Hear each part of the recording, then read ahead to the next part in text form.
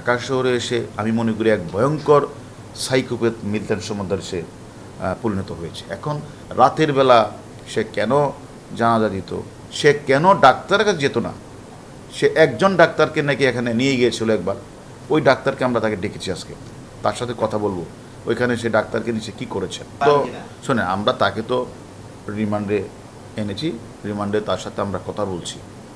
এখন সে যেই লোক আমি মনে করি নিজের বাবাকে পিটিয়ে এলাকা ছাড়া হয়ে এখন ঢাকা শহরে এসে আমি মনে করি এক ভয়ঙ্কর সাইকোপ্যাথ মিলিটান্ট সমাদার সে পরিণত হয়েছে। এখন তার সম্পর্কে আপনারা যে তথ্য শুনেছেন আমরা সেগুলো জিজ্ঞাসাবাদ করছি। আমাদের কাছে যেটা মনে হয়েছে আমরা তার বিভিন্ন বিষয়গুলি জানতে চাইব, তার উত্থানটা কিভাবে হলো এবং সে যে তথাকথিত মানবতার ফেরিয়ালা সে কীভাবে হলেন এবং তার অর্থের উৎসটা কোথা থেকে আসে, হ্যাঁ, এগুলি আমরা একটু, আর কীভাবে সে মানে দরিদ্র মানুষকে সংগ্রহ করতো, হ্যাঁ, এবং সে তাদেরকে টর্চার এনে কেন পিটাতো এবং রাতের বেলা সে কেন জানাজা দিত, অথবা সে নিজেই মানে মানে মানে মানে সার্টিফিকেটগুলি সিল সাপ করে দিয়ে নিজেই বানাতো, এগুলি আমরা তার কাছে জিজ্ঞাসাবাদ করছি। আমরা কালকে আপনাদেরকে আমরা সেগুলি জানাবো। এবং সোশ্যাল নেটওয়ার্কে ব্যবহার করে সে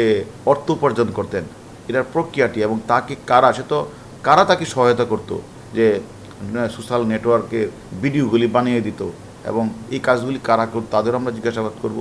এবং সে কেন ডাক্তারের কাছে যেত না, সে একজন ডাক্তারকে নাকি এখানে নিয়ে গিয়েছিল একবার, ওই ডাক্তারকে আমরা তাকে ডেকেছি আজকে, তার সাথে কথা বলবো ওইখানে সে ডাক্তারকে নিচে কী করেছেন ওটা আমরা তদন্ত করছি।